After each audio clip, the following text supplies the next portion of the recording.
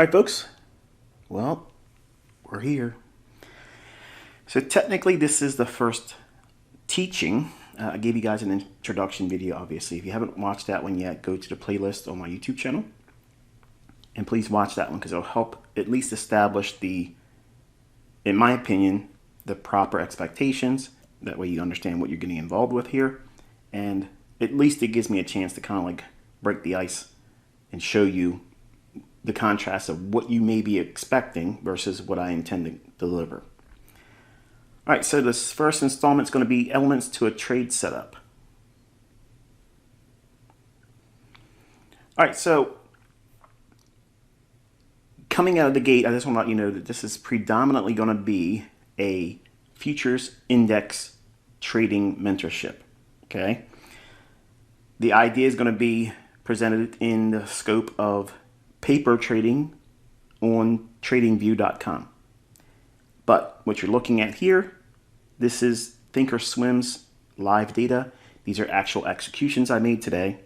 And I want you to compare and contrast with what you see on YouTube and other educators where they'll tout that they can do this and they can do that. But really, I want you to compare and contrast what you see here. All right, so we're looking at intraday price action for NASDAQ E-mini futures. And this is actually the main focus of this mentorship, okay? I believe that this market is worth studying. I believe it is not just limited to NASDAQ, but I believe it's useful to learn as a trader that views obviously the E-mini S&P, the E-mini Dow future, and the E-mini NASDAQ. Now, E-mini NASDAQ is a little bit faster, a little bit more aggressive, and even with that, you can still trade it. So I want you to think about what it means to watch price action and understand what it's likely to do before it does it. Now, I'm not promising you're going to be able to do that right out of the gate. What I'm going to show you is the compare and contrast to how I can trade versus what I'm promising to teach you in this mentorship, how to find specific setups in your demo account, okay, or your paper trading account. I'm not trying to entice you to trade with live funds, okay, so that way we know this going in. The teachings will be predominantly through the scope of TradingView.com's paper trading module, or just hindsight data. Now, I already know some of you are, oh, here we go, the hindsight guy. Well, what you're looking at here is actually live executions from today, okay? And I want you to think about if you were able to trade a micro account and you were trading the NASDAQ and you were able to capture just one of these moves. Which one would you like to learn how to find? Obviously, you probably look at this and think, well, I'd like to do all of them. But I want you to think about which one really stands out off the entire chart, and this is a 1-minute chart. Which one really stands out? And I'll give you a moment. You can pause the video and unpause it when you're ready. Some of you folks never, ever pause it. All right, so obviously we can see how the market moves from here. Okay, 2 orders executed here. Whenever you see this, this is actually a reversal. So if there is a trade on long, it'll reverse and take you the other direction. Okay, and then this one here, this is a reversal as well. Then another close, and then another long entry, the exit, a short entry, and then the cover. Okay, I'd like for you to consider what it would take for you to find consistency and how many handles, how many full handle moves in an index futures contract that would satisfy you. And when I say a handle, that's essentially 4 ticks, the minimum fluctuation in these markets. An example would be if you were trading the E-mini S&P and you were trading obviously the 4450 level and you went long. If it went to 4451, that's a full handle, okay, or 4 ticks, or 4 times $12.50 or $50 per handle. The NASDAQ is $20 per handle. So it's slightly different. but it's faster. It moves a lot more handles, a lot more aggression. Now, it doesn't always move faster. Sometimes we'll have a lethargic price action in this indice or another out of the three. That would be the S&P, the NASDAQ, and the Dow. I personally don't trade the Dow that much, but there's a lot of my students that love trading the YM. But YM is the symbol for the futures contract. And these three markets have the luxury for you that may not have the capability to put up to like $17,000 margin if you were going to trade one full contract of the NASDAQ futures. Most brokers, unless you're using a discount broker, they're going to require you to have deep pockets in the sense that you're going to have about $17,000 and about $12,500 for an E-mini S&P full futures contract. Okay, you take basically a fraction of that, and you can trade a micro on each one of these markets. But obviously, it reduces the number of the tick multiplier because you're trading with a lot less technically leverage. So I'm going to get into all that, but I just kind of want to begin the conversation informally, but also to kind of show you what it is that I do versus what other people do. Okay, so I'm not trying to, point my finger at anyone in particular, but if you look around on YouTube, there are people out there that try to make a big stink about themselves, and they'll try to show results that may or may not be real. I'm not here to disparage that. They could be actually trading a live account. I don't personally care. But anyone that trades on Thinkorswim, they can recognize this chart right away. I posted a results and updated reflection on the Thinkorswim or TD Ameritrade account, and it's on my community tab. I promise I won't beat you up too much with the community tab, but that's my way of reaching out to you. So if you subscribe to the channel, and then when you subscribe to the channel, you want to toggle all notifications. You want to click that little, I think it's like a bell icon, and then all notifications. That way, anytime I post on my community tab, it'll let you know. Otherwise, it won't let you know. So it's my replacement to Twitter, which in my opinion sucks. So if we look at the ebb and flow of all this here, where the market's trading up, and between here and here, it's not a small number of handles. It's a pretty respectful amount of handles. It's not a couple, it's not a handful. And then up here, it's a reversal, and then it comes back down, and I buy it back here in reverse. So I'm selling short here, and I'm buying long here. 740 to 720, that's 20 handles. Going long here at 720, I'm abbreviating the number just for brevity's sake. Getting out at 732, 12 handles. Then going long here, 756, and then getting out at 784 and a half. Then going short at 798 and covering at 675. So I'll ask you, which one of these trades do you think is the one that you want to learn? Again, putting all aside the idea that you probably want to do all of these, but I'm not promising you that, okay? I'm going to take you into how to find this setup here. Notice the number of handles. I'm not promising you're going to get this many handles, but the setups and the logic behind it will help you find these types of frameworks. Framework is the foundation to a trading model. So you have to have an understanding of what it is you're looking for. And that's really the only thing I'm introducing tonight is the idea of what it is I'm promising to educate you with, so that way you can go in and find these setups on your own. You will not need to be a slave to some kind of black box system. You don't need to be a part of some kind of signal generating gimmick. You don't need to be a part of a signal service. You can find these on your own, independent. That's exactly what I'm trying to frame in all of my students. I do that with my mentorship students that paid me for education. Now here you are in my YouTube channel. I'm telling you the same thing. I'm teaching independence. That way you're not requiring any hand-holding by me. Once you understand the rules and you go through the processes and things I'm going to teach you how to practice with, You will not need anything except for the chart itself. That's it.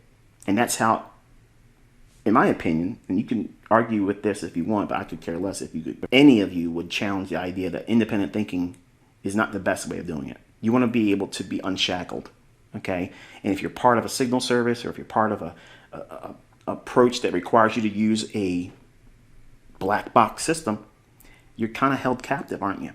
So if you look at this chart is clean, except for these little bubbles that actually show you the transactions. You don't really get any kind of, well,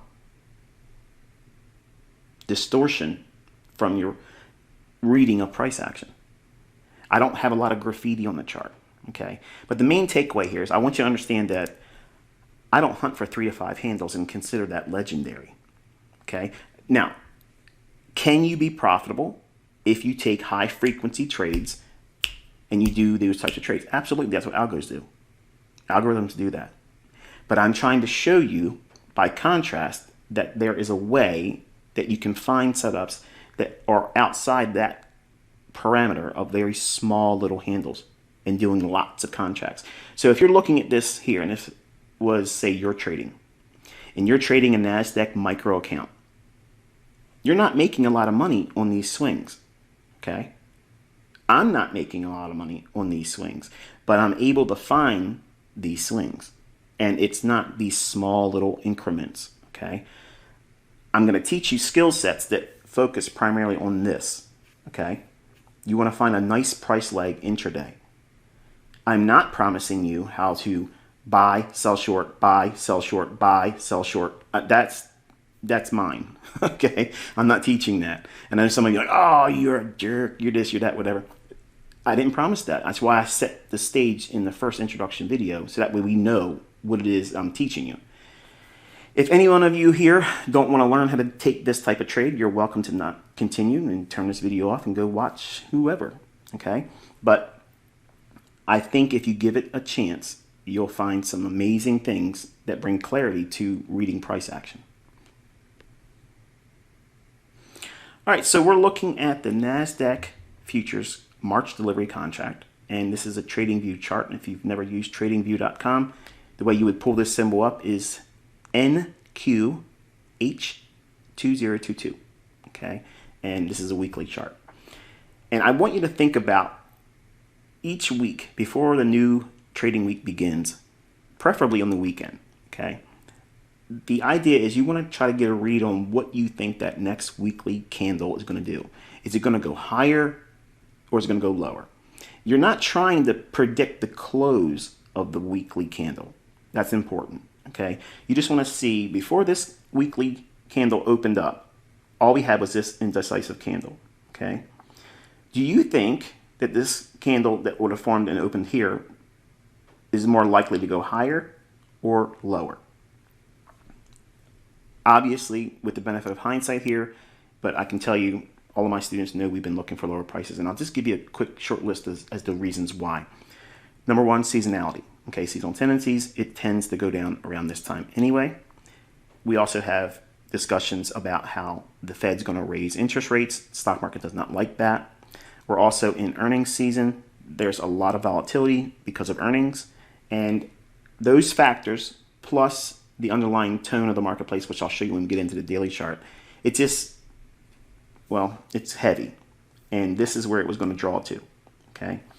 Did I expect this entire range to be delivered in 1 week? No, that's not important. The point is I'm expecting the weekly candle to expand on the lower end, okay, or go down and gravitate towards this low, which it hasn't broken yet, but I think that's what we're probably going to aim for on Sunday's opening going into Monday's trading. So that's where I think it's drawing to. And that's the component I want you to focus on with your analysis. What is the market likely to draw to? When I say draw to, think of it as price being a paper clip, okay? And then you have this magnetic impulse that specific price levels and seasonality, okay, will put on price. It'll cause price to gravitate towards certain levels. And the measure of speed and magnitude that it moves to get to these levels, you learn that over experience. That's not something I can transfer. It's something you have to practice and see and study, and you get a rhythm for it, okay? Every educator knows what I mean by that, and every student that's been trained successfully by any other educator will not understand exactly what I mean by that. You just get a feel for it. It's experience. There's no way of defining it outside of that. In the early stages of your development, you want to at least try to focus your attention on where that weekly candle is going to do. Now, here's the thing. It may start the first half of the week, or maybe just one day, expand lower. And if you get a setup in that, that's it. You're done. That's how you start working towards consistency. No student ever should try to trade every single session, every single day, because the only thing you're doing is building an expectation that you're going to be able to do this every single day profitably. And then if you do get a run of profitability, as soon as you get a losing trade, it's going to blow your mind, and you're going to want to correct it quickly, and you're going to start making irrational decisions. And then you enter that loser cycle I've talked about many times in the YouTube channel. So the only thing you're looking for is a likely movement higher or lower based on the weekly candle. Okay, that's all you're doing. That sets your initial bias for the week. On the daily chart, you're looking for swing highs and swing lows to get your liquidity, and majority of your trading and the draw on liquidity, what makes the market go higher or lower, it's predominantly found on this time frame.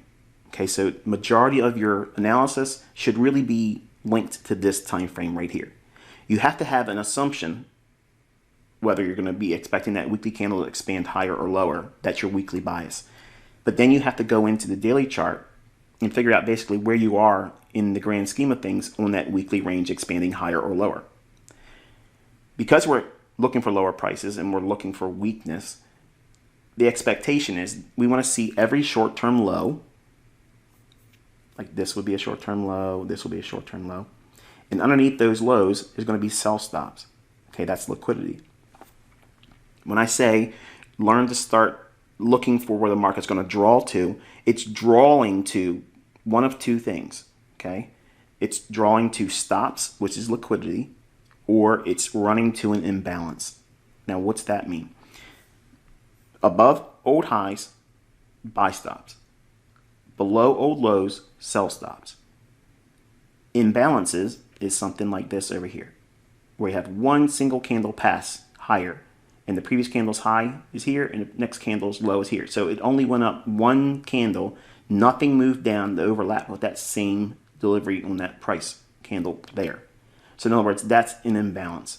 It's only going higher and nothing else is here to offset that and efficiently deliver price on the opposite end. Now, you probably heard of the theory, auction theory, okay? And folks hear me try to communicate some of these things and they'll run away with, oh, he's just talking about auction theory. And it's not. Just like when they see me do a rectangle or a box on a chart, and you'll see one in this video, it's not supply and demand, okay? It's just what it is. You'll see it and you'll know right away after you've been with me for a couple weeks that this is entirely unique and there's nothing else like it. And I'm certain the majority of you are going to fall in love with this model. So we're looking for lower prices. We're looking for an expansion. I'm using the benefit of hindsight, but I can promise you again, this was discussed. We were looking for lower prices in my paid group. And if I did not say that, I have a lot of students that are making YouTube channels. They are welcome to come out and say I'm a liar. So we're looking at the daily chart, and we're going to drop down into the hourly chart. Okay, now what I have here is a framework for looking at the weekly range on an hourly chart. So all I did was beginning on midnight New York time, Monday's candle, and then Friday's close, and then the beginning of Friday's trading at midnight. Okay. Now, what I'm delineating here is the fact that we had a nice sell-off on Thursday, and the market went into consolidation overnight. Notice what happens here on Friday. This is that old low in the daily chart. That's what we're thinking or assuming that it's going to draw to, because that daily chart, there's lots of liquidity. And large fund traders, large institutional traders, institutional mindset investors will be looking at these old lows and old highs. And liquidity providers will be looking to take business in around these same levels. So if we know that this level down here is the old daily low, and again, I'm going to take you back up to the chart on the daily chart. That's this low right here, okay? By dropping down into the hourly chart, that level is here. All I'm doing is transposing those daily levels right to this hourly chart. The entire week has been bearish. Okay, it's been going lower since the beginning. Then we had consolidation in here. The market creates this short-term high and this short-term low. What rests above that short-term high? If you've taken notes and been paying attention, it's buy stops. What's resting below this low here? Sell stops. Watch closely. The market trades down initially and takes out the sell stops. Why would it do that first? This is inducing shorts. Okay, so it engineers liquidity. Even if the idea is that they want to take the market down to this level, if it's been consolidating, I like to see them do this type of move here, where it drops down first. It's kind of like a sucker play. Anybody that has a sell stop below here, they want to sell on weakness, they're going to get tripped into the marketplace. So now they're triggered in short. And then they start doing a run against those traders and against those that were already short from this high. So what are they doing? The market's being driven higher, and the algorithms are going to attack that buy stop liquidity pool. Why would they want to do that? Number one, it's going to punish those individuals here that went short. When it drives above this high here, it sends all those buy stops into market orders, flooding the marketplace. That gives a huge influx of willing buyers at a high price, which is the perfect counterparty to smart money that wants to sell at a high price. Remember, the market wants to go down here. So when it drives up to here, those buy stops are the counterparty or the other side of a smart money trader that's wanting to go short, because they're going to sell short. They got to sell it to somebody who wants to buy it at a high price. That's why the market does this. Okay. In your notes, you want to record anytime a significant price move lower is expected, always anticipate some measure of a stop hunt on buy stops or a short-term high being taken out. Obviously, it's reversed when you're looking for higher prices. Generally, you'll see a short-term low taken out and sell stops taken before you see a very pronounced rally higher. Don't take my word for it. Go through to your charts and you'll see it's actually occurring almost on a daily basis. So we're going to drop down into a 15-minute time frame. So that same old low level down here, and that high I just mentioned on the hourly chart and the low on the hourly chart is now been defined with a small little line segment. Okay, so we have a trend line here and a trend line here. That's the extent of a trend line. That's it. I only use them to highlight to my students. These levels are not on my chart. I'm watching a naked chart. Okay. You, while you're developing, you should have these levels drawn out on your chart because it helps you build and ingrain the idea that this is where liquidity is. It keeps you focused on that because it's easy to look at all these candles forming if you have the luxury of watching it in live, and you can lose sight of where you are. I mean, once you lose your bearings, it's really confusing. And this helps you keep those bearings in mind. And what do I mean by that? Well, I mentioned how the market dropped down initially, and that takes the sell stops out. So sell side liquidity has been attacked. Traders are now tripped in going short if they sold on a break, trying to be a breakout artist. And then the algorithms go right back up to an area where it's been cleanly delivered relative equal highs. See how this high here, right before it dropped, is basically the same high here. Notice that? So retail traders see this and they trust it as what? Resistance. So the books always say, put your buy stop, if you're going to go short, right above a clear level of resistance. Well, these levels work for a short period of time, but majority of the time you see this event right here. And this is how I teach my students to go in there and look for those types of events, because what did I just tell you moments ago about looking for significant price moves? Before there's a significant price move of any real magnitude or importance, generally there's going to be a stop hunt that takes place right before that price delivery occurs. So what does it look like? You have relative equal highs, this high and this high. The market goes up when we're what? We're expecting lower prices on that weekly chart. We're on the last day of the week. It's already been heavy. It's weak. And the only thing it's been doing is consolidate. And the first thing it did was broke out to the downside, tripping what? Traders in a breakout to go short. So now they have traders caught on the wrong side, offside, and now they want to take the market up here, where those buy stops are going to be resting for those that were smart enough to sell short here or here and didn't get out below here. So the larger pool of liquidity is going to be resting here because it's in sync with the downtrend, and everybody that was short the day before, they seen this high form, and once it broke below this low here, they all rushed and trailed their stop loss right above that. And I understand if you're new and you think, well, this is easy to explain in hindsight, but I want to remind you, go back and look at the first slide I showed you. Those were actual entries. That's a live account through Thinkorswim. Charles Schwab, that was the clearing firm that did the brokers side of the business, okay? So I'm not showing you a demo account. I'm not showing you paper trading. Those were real entries, okay? They were real reversals, the whole business. But the main thing was I showed you that larger trade. This is going to be the framework that I'm teaching you how to find it, okay? But this pool of liquidity, once this occurs, you want to drop down to your lower time frames and start looking for something specific. And let's go into those lower time frames and find out what that is. Okay, here's a 2-minute chart. Why a 2-minute chart? Well, 2 minute, 1 minute, or 3 minute, or 5. 5 minutes still has a lot of room for imbalances to occur underneath that time frame. And what do I mean by that? The 1 minute, 2 minute, 3 minute chart tends to be the best for finding the imbalances for indices. Okay, don't take my word for that. Okay, if you're looking for high frequency setups intraday, the 1, 2, or 3 minute chart are just beautiful. They just offer a real good clarity. The reason why, because the high frequency trading algorithms are operating on nothing really higher than 3 minutes. But majority of the time, they're like seconds, okay?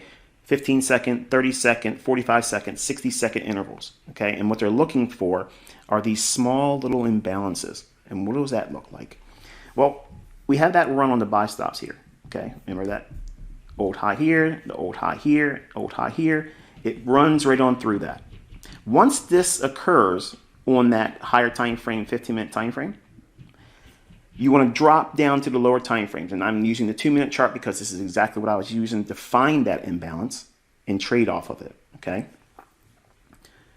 The market creates a short-term low here, and then it breaks below that. This is key. This is called a break in market structure. Now, the foundations and underlying framework is we're in a market that's what? Weekly bearish. We're expecting that weekly candle to expand lower. It's been expanding all week. So we have momentum on our side.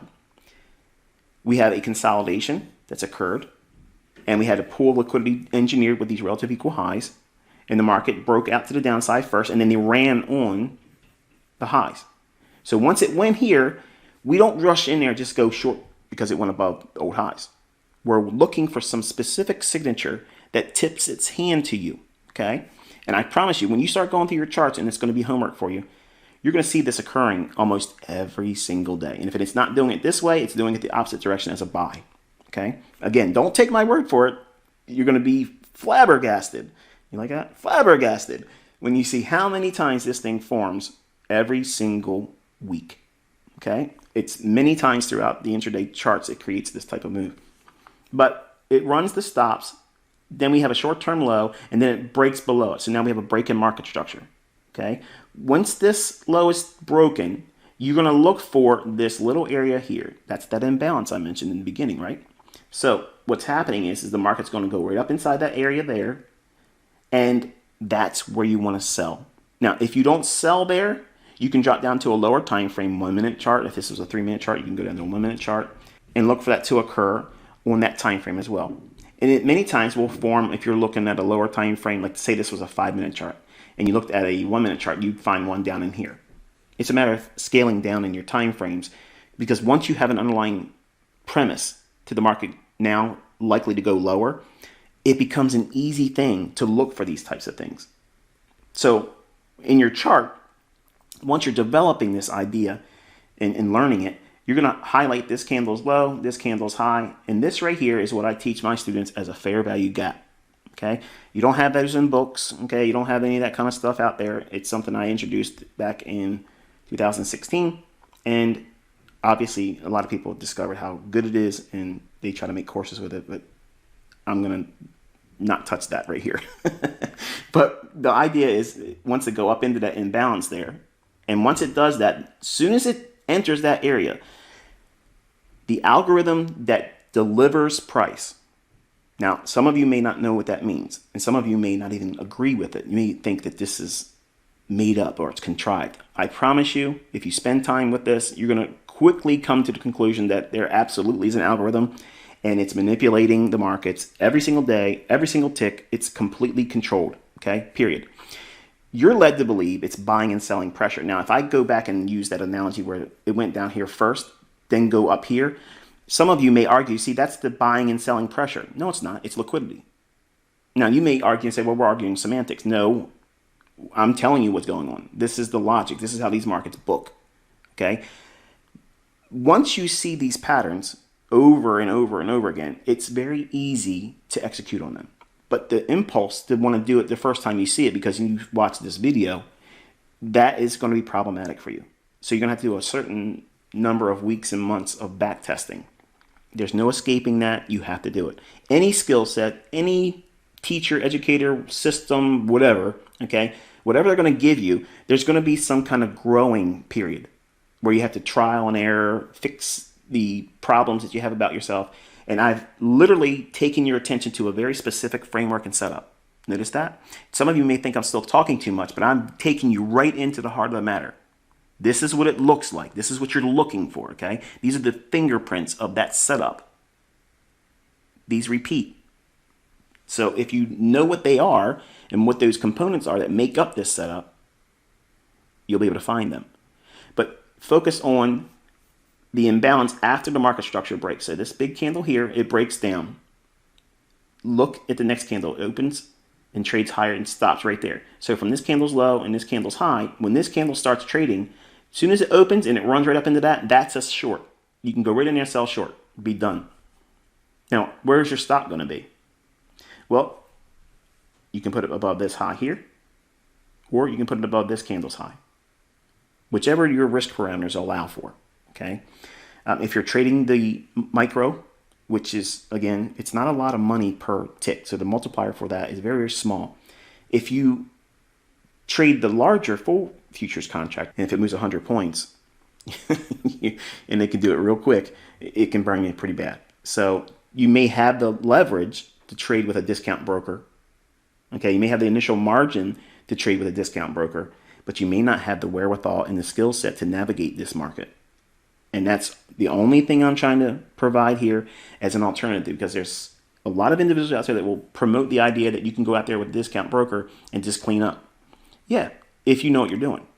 But you don't need a discount broker to be profitable. Okay? Looking at this further, we're going to look at the logic in here. And I want you to think about after this forms and you see that as your choice setup or entry. If it starts to move lower, you can still get in it. There's no reason not to think that you can't get in it here or in here. It's close to or in close proximity to where that area is as an entry. Once we take out a low, though, once that occurs, then it becomes a matter of your chasing price. And if you try to get in, especially if you like use a market order, you may see it trade right to this low and say, okay, now I believe it's going to go down. You put a market order and sell short, and then slippage gets you down here. And that creates a larger area of risk that you have to assume, and it's problematic. You want to learn to trust going short when the market's going higher, and that feels scary at first. But once you start seeing this pattern form, it becomes easy to trust it. And in fact, you want to be doing that. You want to be selling short, expecting lower prices right when the candle's going up. And retail traders can't grasp that many times. It's just like it goes against the logic because they think I got to have confirmation. All the books say I have to have confirmation. And that's somebody that's coming in late. That's someone that doesn't know how to read price. They can't really follow it. And usually they're the people that will trade short with additional sell stops. They'll put sell stops below the marketplace, and then that's the momentum entry for them. And it's kind of like a no-brainer. In fast markets, it works. But if you don't know what you're doing, you try to do that in a market that's consolidating or about to reverse, it hands you your backside. Okay, so if you're looking at this framework here, and we've taken the buy stops, we have our entry pattern here, what would you be looking for as a downside objective? Well, I'm going to teach you the liquidity matrix. Okay, and sounds pretty cool, sounds neat and all that, but watch what it is. This here is your range. This is the low of the day, and this is the high of the day thus far. So if we take that range and split it from the low to the high to get the midpoint, all of this can be determined by a simple 50 level on a Fibonacci. So you drag your fib from this high down to that low or vice versa and have your 50 level highlighted. Then anything above that 50 level, this is referred to from an algorithmic stance as a premium market. It means it's expensive. Now markets can stay in a premium for a while and not go to a discount, which would be below the 50 point. Okay, 50%, anything down here is a discount. If you're bearish, if you're ever going short, you want to look at the previous range. Where are you at inside that range? So when this formed here, that little fair value gap, once that formed, you're thinking, okay, we are in a premium, so algorithms will want to go to a discount.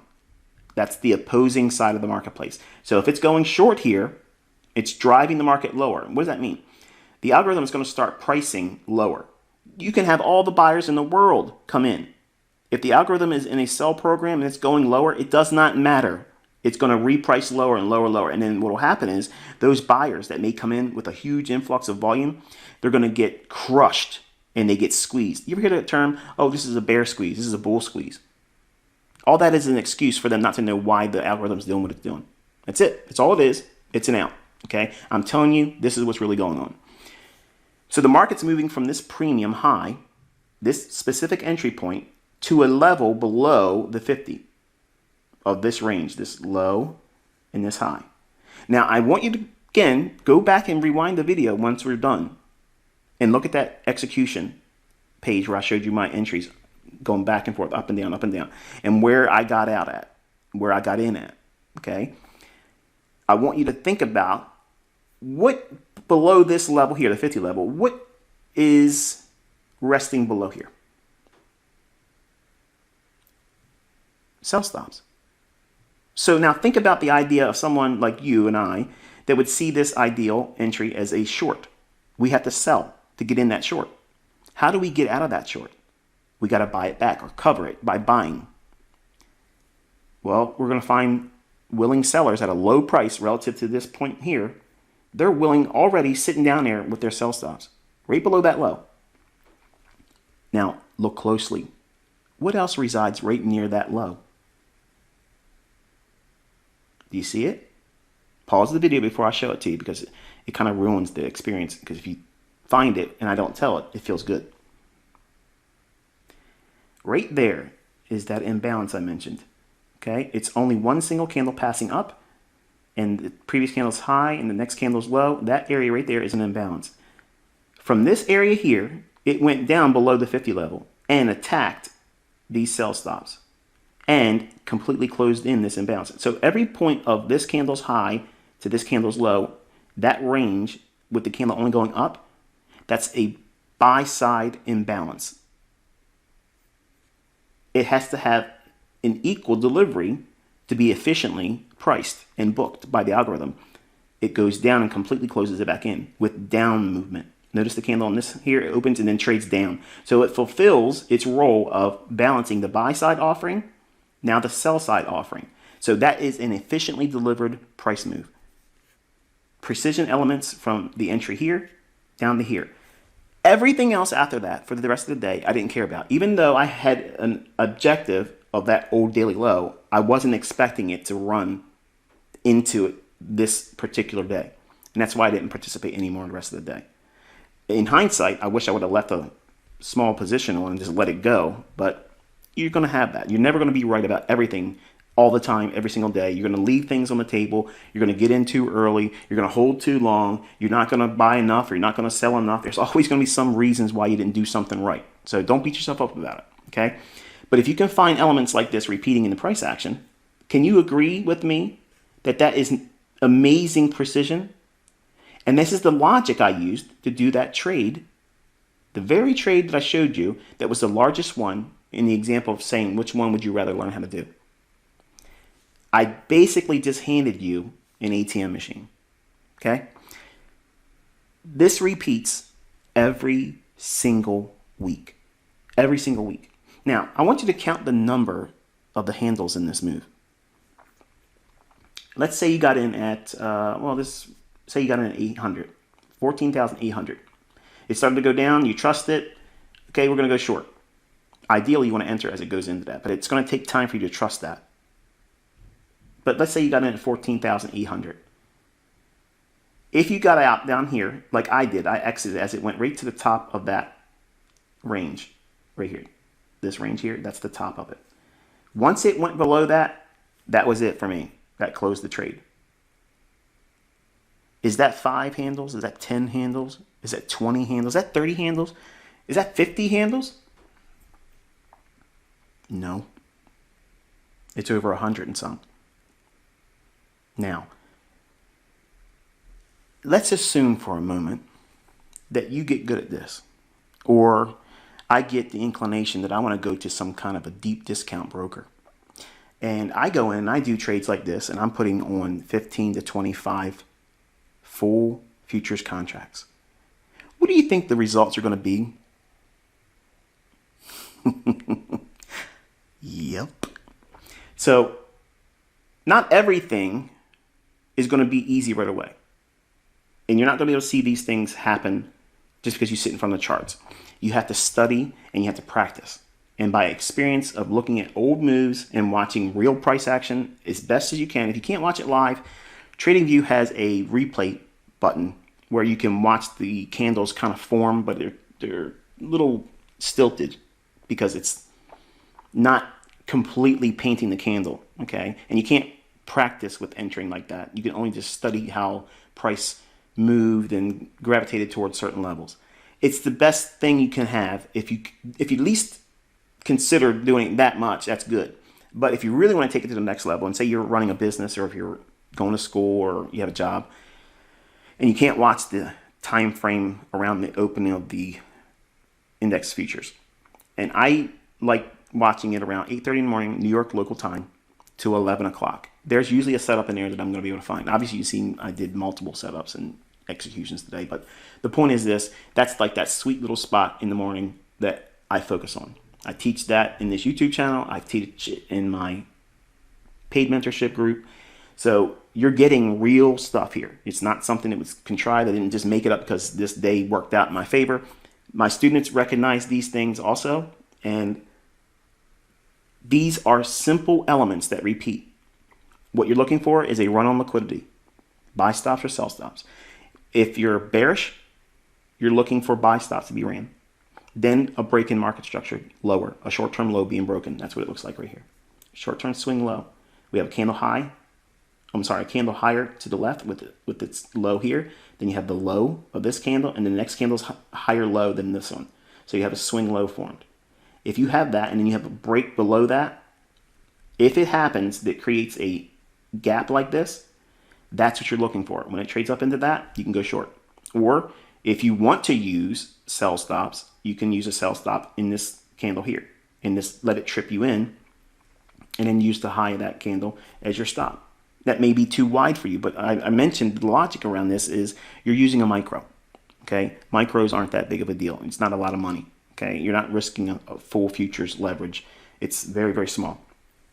So if you're looking at these types of setups, and you can find them forming repeatedly over and over and over again, and you study them, you're going to see that you don't need to get these little 5 handle moves, these little 10 handle moves. You can make a living doing that. Don't get me wrong. I'm not trying to say that people cannot be profitable and wildly profitable. But when you learn how to do something like this, and you're able to pull down this number of handles, and then you have sound money management, nothing compares to it, folks. These are the things that I use when you watched when I was on Twitter and I ran up the demo accounts really high. These are the types of setups I was using. These types of setups, and as the account grew, it was more demo account leverage. Well, I'm not using a demo account right now. I'm showing you with a Thinkorswim. And anybody that knows Thinkorswim, when I'm showing you those screenshots, the paper trading shows as orange. Everything on that page is orange. When it's a live account, it's green. Okay? Also, here's the rub. With a demo account, it's just demo. Okay? I'm not trying to promote the idea that you're going to get rich. Notice that account hasn't gone bonkers. It hasn't ran up to $1 million, because this mentorship is to hopefully inspire you to pick up a skill that, if you deem it useful and you decide at your own discretion and your own timing, and you assume that risk on your own, because I'm not going to tell you to do this, if you decide to get really good at this and you put money behind it, that's a skill set that could, I'm not promising, but it could alleviate some of the problems with what I believe is coming in terms of financial hardship, not just in America, but everywhere. Jobs are getting harder and harder to have. The economy's a mess. So how do we answer that? How do we get another income stream coming in? This is, in my opinion, this is one of the ways that you can at least investigate the idea of doing it. All right, so I'm going to give you some homework in closing. I want you to go through all of the E-mini futures contract charts, okay? Just like I showed you here. These time frames, go back and look at the presentation and see what the time frames I gave you. Listen to what I gave you in terms of audio commentary. That is enough. In fact, I gave you a ton. And it may have your head spinning if you're brand new to me, or if you're brand new to technical analysis or trading. You may feel like, man, this is too fast. Do not send me an email. I promise you the lessons I have planned will help eliminate and answer majority of the things you're going to ask. Just try to study and keep up with the pace that I'm going to put you through, which isn't going to be all that bad. But as we progress deeper into the teachings, many of the questions that are going to come up, or when you start going into the homework assignment, where you're looking at old data, an intraday chart is anything less than a daily chart. So like a 4-hour chart, that's intraday. 1-hour chart, that's intraday. 5-minute, 3-minute, 2-minute, 1 minute, all those time frames are intraday. What you're going to be looking for are breaks in market structure after a pool of liquidity. Okay, buy stops or sell stops have been taken in an opposing direction of your weekly expected range. In other words, are you expecting higher prices or lower prices on the weekly range? So if you're looking for lower prices, your focus is on a run above an old high. Once that forms, then you're looking for a break in market structure on a lower time frame. Once that occurs and you have an imbalance, that's your trigger. Okay? And then you split that range that was created, find out where the 50% is, and then if you're selling short, you want to find something like an old low or an imbalance to aim for as your target. And you want to get the closest target. Don't try to get fancy and say, okay, well, I think it's going to go down to that lowest low, and try to use that for your exit. Because sometimes these markets can deny you that. So low-hanging fruit is how I teach. You want to have the easiest target and then allow the market to go farther and you just not be a part of it. It's okay. Is 125, 130 handles in an index not good enough? I think it's good enough, but I'm probably just biased. But the homework assignment is, again, you going through the charts using the logic I framed in this introduction lesson, looking for break in market structure. I also have lessons in this YouTube channel that talks about market structure breaks and things like that. And then you're going to look for the imbalance in price, which is that fair value gap. Then you're going to determine where an opposing high or low resides, then log and backtest the number of handles you see in hindsight examples. In other words, how much did it offer? And you're going to get a collection of doing that. The next lesson, I'm actually going to show you how to go back into the charts and look for them, how to log them in your journal, and give you more insights about how you can find these setups that repeat every single week. Okay. So again, I'm going to build on this foundation in the next episode. The next episode will be next Tuesday, and the time upload will be 10 o'clock New York local time. Hopefully you've enjoyed this one. Until I talk to you next time, I wish you good luck and good trading.